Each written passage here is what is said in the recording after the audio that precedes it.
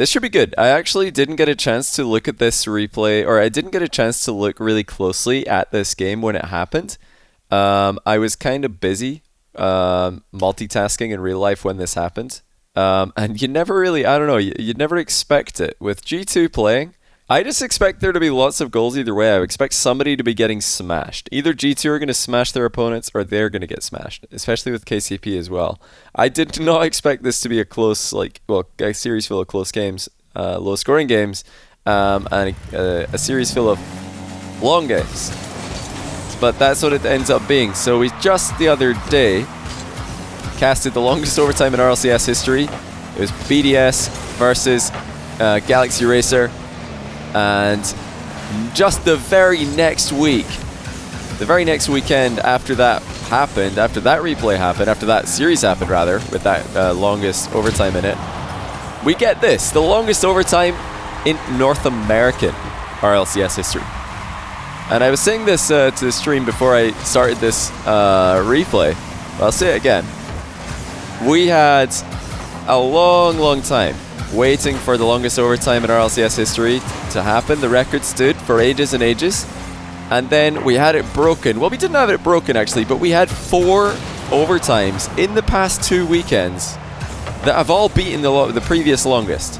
And I do wonder, is this the future for competitive 3v3? Our team's going to start defending so well that we get multiple goal line saves and lots of long overtimes, because I wouldn't really be against that. The only thing that would be a drawback about that is it would make the broadcasts and the Rocket League days so long. So you've got to wonder about that. But yeah, we're on board with Rizzo here in regulation time, building up to the longest OT. He announced his retirement before this series was played. Who knows, maybe this is the last time we'll see Rizzo in RLCS Season X. It depends what they want to do with their new player, Dries. Are they going to immediately start using him in all their events?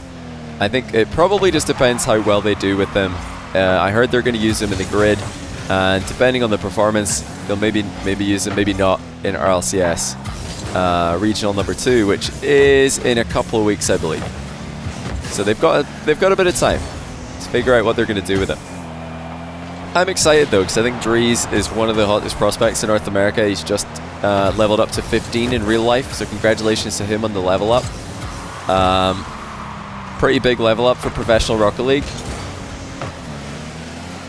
And he really couldn't be stepping in a better way. I mean, this is just unreal. To play with JNAPS in Chicago in your first RLCS team. I think it's his first RLCS team. Did Dries qualify for RLCS with another team before joining G2? I don't think he did. But it's really cool to see. I think RLCS Season X has encouraged a lot of teams to do that. Just pick up new players. So we see an equalizer for G2 there with about half of regulation time gone. Rizzo was close enough to the ball when it bounced down off the ceiling to have the defense looking at him, and they weren't paying attention to the real threat, the shot that was coming in behind him. Yes, bonk. Rizzo is retiring from competitive play. He's going to be doing full-time content. It's something that he's wanted to do for a long time. He did say this himself on stream. I'm not leaking anything here. I was watching a clip from his stream where he said that his initial plan was to retire after Season 9 of RLCS, but then they went and won it. They won North America in Season 9, and they crushed it. They were the best team by far in Season 9, so he was like, oh man, well I guess I need to keep playing that. So now he's retiring because RLCS Season X is just so much work. It's so many more games, so much more practice, so much more of everything than any other RLCS season before it. And Rizzo's all about the content. It's exciting. I'm really looking forward to seeing what Rizzo will be able to do, because now with more time, more energy, more freedom to just be able to do what he wants to do with Rocket League content, it's gonna be great. I think he's gonna be more than fine. I think he's going to do fantastically for himself. There's also a conspiracy theory going around, which I think is definitely plausible. It's worth mentioning. And that is that Rizzo is sick of losing Twitch rivals to Athena, his girlfriend. Athena keeps winning Twitch rivals. And Rizzo is trying to increase his chances in Twitch rivals by becoming a content creator so that he can be a content creator in Twitch rivals instead of a pro player. And that way he's able to pick 2 pro players in his team instead of just the one that he's currently able to pick in his team. I think there's a lot to that. I think that it might be the main motivation. Very, very smart of Rizzo to do that. There's probably some kind of domestic rivalry going on there. You know, loser has to wash the dishes or something. And after Athena wins 3 Twitch rivals in a row, Rizzo's had enough of washing dishes. He's like, no, I need to become a content creator, so for once, Athena will wash the dishes as a punishment. Yeah, really smart. I mean, Rizzo's always been known for his IQ on the field. Now showing a little bit of IQ off the field. So we saw a bit of a double commit there from KCP. That's something we're going to need to keep an eye out for later on. I was personally extremely impressed with the lack of double commits and the organization, just the overall consistency that we were able to see from BDS, and even more so from Galaxy Racer against BDS in the RLCS record overtime. Now, like I said, I didn't watch this series completely, eyes glued to the screen, but what I did see was a lot of messy moments. I think that the fact this series was quite early on in the day might have caught these teams unwarmed up. But you guys can decide for yourselves, what kind of level would you rate this gameplay at? Here we go, overtime commences. Remember that currently, like when this was played, the longest overtime in RLCS history, 15 minutes and some seconds, I forget, I think it was 15 and 12 maybe. Played the weekend before between BDS and Galaxy Racer. Second longest overtime is 11 minutes and 59 seconds between BDS and Aether, I think. And before that, I actually can't remember what it was 11 minutes and 12 seconds, I think. NRG versus Cloud9. That was from Season 7. So, to go from the longest overtime being a Season 7 regional final, and then, fast forward 3 entire seasons, pretty much 2 years later, 3 overtimes happen in a 1-week span that are all longer than it. I mean, that's just crazy. But yeah, overall, it's been pretty close stuff. End to end, definitely, but not a lot of clear-cut chances for these two teams. Rizzo making a read under pressure there. Love that setup from Rizzo as well. That's really smart, and he goes high with the first touch on the shot as well. Just inviting his teammates to attack the backboard. Loving what I'm seeing from Rizzo in defense here. First of all, good reads on ceiling bounces in defense. Very good reading the ceiling bounce and transition. Now the fake challenge to set up a safer real challenge immediately afterwards. But the one thing that G2 could do a little bit better here is try to not clear the ball down the middle as often as they do, because quite a few times already in this game we've seen clears going central, and that tends to be where the opponents will be waiting to intercept your clears in Pro 3v3. You thought I was going to be the caster of the rejects in the grid. Yeah, unfortunately I'm not going to be able to do that tonight. I have to stop streaming sooner than this.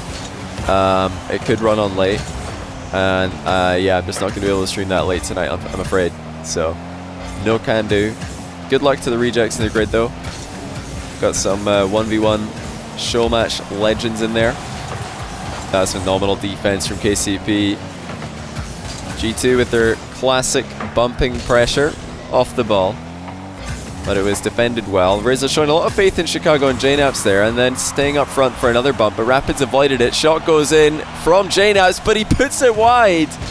And you have to put that on target, at least in some way. It has to go on target, or if not on target, it has to hit a wall that you can follow up on. JNaps, by hitting the post to the left of the goal, has actually just forced the ball to clear itself when it bounces off that wall. So not the best shot by JNaps. No follow-up possible for G2. Other than Dries, what other hot prospects are there in NA? Well, there's Aqua is a player who's got quite a lot of hype around him. I think he's still 14 years old. Who else is leveling up to 15 soon? Is Daniel 14? I think Daniel's 14. Isn't he? So he's got quite a long way to go before he can play. But I think Daniel's probably the guy who's got the most hype around him, because he's really crushing it. Daniel and Aqua, probably. What other young players are there in North America? I feel like I'm forgetting one. I don't know who it is. I feel like I'm forgetting one. Chronic's still floating. Well, Chronic's on a decent team now with Wonder Mike. I mean, Wonder Mike, I think, had a great season so far in RLCS Season X. He didn't He's left his team or been benched. I don't know which it is, but he was on a United, and now he's off a United. For me, he was their star player, so I don't know what's going on there. But yeah, Chronica won a micro teaming now for RLCSX Quals. That's a really scary team in terms of mechanical ability. Hockey's their third, and he's very mechanical as well. Yeah, Wiz also another player you gotta look out for. I think he's yet to really make waves in the other game modes, 2s and 3s, but definitely in 1s. Daniel turns 15, or December 5th. That's pretty cool. Something to look forward to. I keep having to remind myself like how long a year felt when I was 14, because I know a lot of you guys in chat, like me, will be boomers. You'll be ancient. You're practically relics at this point, especially for the Rocket League community. But remember when you're 14, or I remember when I was 14, years felt like they took so long. So it must be frustrating waiting for that to happen, waiting for you to be able to be old enough to compete. Yeah, these days years are just flying by. Like December 5th, yeah, we're probably going to be at December 5th like in no time, which is kind of scary. I think it's when you pass the age of like 25 or something. 25 is when life really started to pass by, or years started to pass by really quickly for me. That was around about the time I started making Rocket League content as well. I don't know if the two things are related. I'm sure they are to some degree. But I also think that years would have felt like they're going by faster either way, you know, Rocket League content or not. Very nice breaker rotation by Rizzo there. He had JNaps in net behind him. Didn't want to have to force JNaps to challenge the ball and leave the net open at the same time, so just lets JNaps cover the goal, takes the ball away from danger. Hey, Scriptex to the brand new Prime, and also Aryan C with the brand new Prime, and Italy Hayes brand new Prime. Welcome, guys. Rizzo wanted the hero solo air dribble there. Maybe he saw how Arju was able to end the overtime against BDS in EU. Unfortunately, he didn't have enough boost or momentum to send it over the top as more shots go on target for G2, but not all that threatening. I think the placement for G2 could be better. They are just trying to hit the target over and over again here. And there's definitely goalkeepers in the way. Was 2020 different? Did it feel like 2020 was longer than usual years for me? For me, no, because I stayed extremely busy. I know for some people who have just been, you know, not working or had their studies put on pause or just had their life put on pause because of COVID. 2020 might have felt like a long year. But for me, I was busy pretty much start to finish. 2020 was packed for me. It was the first year that I was casting RLCS every, or most weekends. Did spring series, did the end of RLCS Season 9, did spring series, did a whole bunch of other events as well. Did Fusion, did Salt Mine 2, did 2 Beyond the Summit events. Did RLCS Season X start to finish, or start till now. So I did a lot of like tournament casting, and on top of that, I've also been, you know, working behind the scenes in a lot of these tournaments. Fusion, Salt Mine 2, Smug. There's a lot of work behind the scenes that goes into those. So yeah, I've been very busy, like on camera, in casting, in content creation, tournament organizing.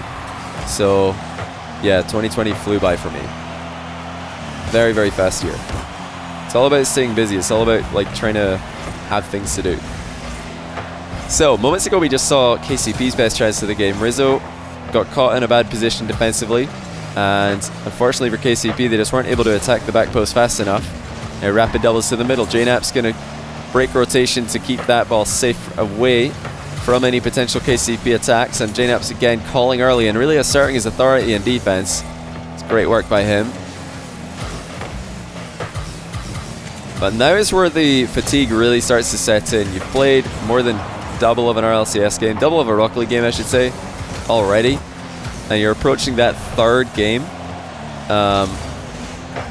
No breaks at all. You know, you had a couple breaks in regulation time with the 2 goals being scored and then the reset for the OT kickoff. But the overtime is just relentless. 8 minutes now, non-stop play. Very difficult to stay focused, very difficult to keep the comms active at this moment. What happens if you get an itchy nose? What happens if you, you know, start to get a coughing fit? You know, these are things that can really be a problem in a game like Rocket League. I did notice actually, or I do notice about myself, I I notice a lot of, like, whenever I've got an itch on my face or something, or my neck, I don't notice it usually that often. I'll just like ignore it. But then when I'm playing Rocket League, all these things start to become so much more obvious. I don't know if that's just me or if you guys get this as well, but I'm playing Rocket League and I'll go for a kickoff, I'm like, ah, my eye's itchy, you know, and then I have to like flip at some point just so I can really quickly itch my eye and then get back to my you know, keyboard and mouse. I feel like everything is amplified when I'm playing Rocket League. Don't know if it's like that for the pros as well. Yeah, it's definitely been a bit of a messy game. G2 are doing a good job pressuring the ball on the recoveries. We've seen JNaps do it, we've seen Rizzo do it a few times, Chicago as well, I'm sure. But there haven't been any, like, there, actually, just as I said, Chicago does it. So there's another example. G2, on the recoveries, when their teammates are in trouble or when their teammates are defending the net, they just play the ball from behind. It's very instructive to do this. You got to be careful if you're going to do it in ranked because you're playing with people you can't talk to, at least vocally. So they don't know if you're going to do this, unless, of course, they can see you. There are great times to do this. If you've got a teammate shadowing in net and there's somebody dribbling at him, you want to pressure the ball from behind. You want to just let the guy who's dribbling know that you're there. Let him know that he's got to move the ball quicker than he's comfortable with. Now, awkward position for Rizzo. Rapid. Tries to double, and Rizzo pinches it off his own bar. Actually, doesn't get much of a pinch on it, but, you know, great touch there. Lofting the ball high and away from any KCP player that might have been thinking about following up on it. Memory intercepts early, but I don't know if that was really worth it, because it's only gone as far as JNaps. You know, these early interceptions are great if you've got a teammate ready to run in on them, but if you don't, then you might just be giving the ball away to the other team's third man and giving them an easier clear, giving them a free half volley on a bounce. Rizzo really out the game here. He's got to be careful when he does this. You know, that's a real commitment for a bump that, you know, if he gets it, maybe it'll be good. If he doesn't, well, he's out the game for a while. And all it takes is for one of his teammates to be demoed, and it's a 3v1, 2v1. You know, these positions are positions where G2's ball pressure has diminished. KCP getting more chances. Rizzo rescued there. Didn't read the last touch the KCP were making. Over 11 minutes into OT. Remember that 11:59 is the second longest OT up until this moment. And 15 minutes and 12 seconds, I believe. 50 minutes and some seconds. If it wasn't 12, it was certainly close to that. Longest overtime in RLCS history. Both those games were BDS versus someone. Now Rizzo decides not to fly in for the ceiling read there. I would have expected him to go for this, but he decided to play a bit more carefully. I think that the fact he's been out of the game for a while on a few of these plays means that he's just taking it easy here. And then there's a dive-in challenge. Does it have follow-up? It does, but JNaps is denied. And it's a chance into the middle. Rizzo's overcommitted forwards, and it's uncontested for the win. And that, ladies and gentlemen, is your second longest overtime in RLCS history. The longest overtime in North American RLCS history by almost a minute. So let's take a look at the end of the game again here. I think it was it Memory who scored this? I didn't actually see. Actually, I don't think it was. Was it? I just realized I've accidentally got the nameplates off. Here we go. Yeah, it was Memory. You see there, I think that the fatigue was just starting to settle in a little bit, and Rizzo just drives into a bit of a weird position here. I didn't watch this entire replay from his POV just so we could see this at the end, the fail. But you know, it is worth mentioning. If you're gonna advance like this out of the net, the only real reason to do this is to challenge the ball. So it might have just been that Rizzo didn't read this bounce correctly. Maybe he thought that was going to be just a very small pop as the ball 50-50 out of Rapid in Chicago, and maybe it just went a lot higher than he expected. I mean, what do you guys think? Do you think this bounce is just a lot higher than what he expected there? Because it did look a bit weird. I'm giving him the benefit of the doubt here. I think that this bounce was a bit surprising. It doesn't look like Rapid or Chicago really hit this with a lot of force, and suddenly the ball's just kept on rising. So I think Rizzo just misread the situation. He thought the ball was going to kick out a very small amount, and in fact it popped up quite high there. So I mean, when the ball's that high, he'd rather be flying straight up in the air or be a little bit further back so he can fly forwards at this. But yeah, you can see Rizzo doesn't have any backup in this position. Chicago 50-50ing the ball. JNaps, should JNaps have stayed on this? Maybe. It's quite an interesting play all around. So you had 50-50 from Rizzo. And look how close Rapid is to the play. He's the player who's more ready to follow up on this ball. We have a 50-50 from JNaps. Beast Mode is right there ready to follow up on it. And now JNaps has invested. Look how much boost he's used here. Like, he's used a lot of his boost to get that 50-50. And then he uses, I think, 26 or so to try and rotate back into the play. But he's trusting here that whatever happens, Rizzo's going to be able to play the next ball. That's what JNaps is thinking. That's why he's leaving. If he didn't think that Rizzo guaranteed had that, he would probably have tried to save a little bit of boost and prepare to challenge Memory on a shot. But yeah, as is, there's just no way for Rizzo to react after he advances off the goal line and Memory gets a goal. I think that it is something worth looking at from Memory's POV with a pause as well, just so that you want to see Rapid's POV. Yeah, I want to see this from KCP's POV with a pause involved as well. I mean, Rapid just did quite well here. What did Chicago see? Fakes the challenge. Just maybe not safe enough on the 50-50 as well. Like right here, this safe bounce is, straight up in the air should be pretty safe as long as it doesn't fly way up into the air. Just like a neutral 50-50 that doesn't go anywhere is quite safe. Chicago is really just blocking a shot. He's just jumping in the way of a potential shot here. And that's allowed the ball to bounce past him on the inside. But yeah, looking at this angle is pretty clear to see, if you are in goal, if you're the last line of attack, or last line of defense, I should say, for your team, and the ball's about to center, this isn't really the position you want to be in. You want to be in the goal. Now, pro players are very good at reading what kind of center is going to come across. This time Rizzo got it wrong, but pros are generally quite good at reading what kind of center there is going to be, and if they do end up off the line, they're also very quick at flying straight up in the air, or even slightly backwards, so that they can intercept a ball. But lower ranked players who aren't very good or aren't the fastest at flying straight up or flying backwards, you can make life a lot easier on yourself by just not advancing like this off the goal line as you wait for a center to come across.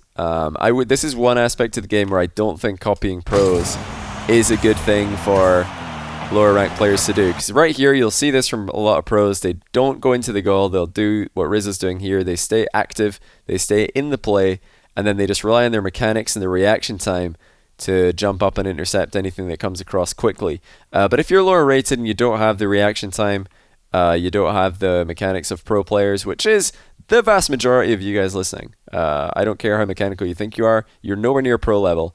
Just backing up a little bit and being inside the goal will give you a good chance to challenge any kind of shot. I mean, even if you see Memory coming up here, you can still take a 50-50, and you're most likely going to be good there in that position. But yeah, interesting game overall. I think that I was probably more impressed with the speed and the level from BDS Galaxy Racer, but G2 KCP isn't a series I thought I was going to see a long overtime in at all. So the fact these two teams have defended for this long bodes well for them. They are actually in very close competition for top 6 in NA. G2 are 6 right now, KCP are 7. I think there's less than 100 RLCS points between them. So all on the line, trying to get those top 6 spots in North America. G2, KCP really could be the two teams who are fighting for that. FaZe are also just a little bit ahead of them. As for Thaidy saying he's not rotating back post, well, actually here there's no reason to rotate back post. The only reason to go back post or back wall here would be if it really looks like that ball is going to roll quickly up onto the back wall or go very, very high, and you want to use the wall for height because it's more efficient. This doesn't look like that's going to happen. It looks like it's going to bounce to the near post area. So actually, Rizzo makes the right rotation. I think he just left the net a bit too aggressively and then realized too late, oh, that is over my head. It's just a bit of a late reaction. Definitely a slightly weird bounce though, so it makes sense.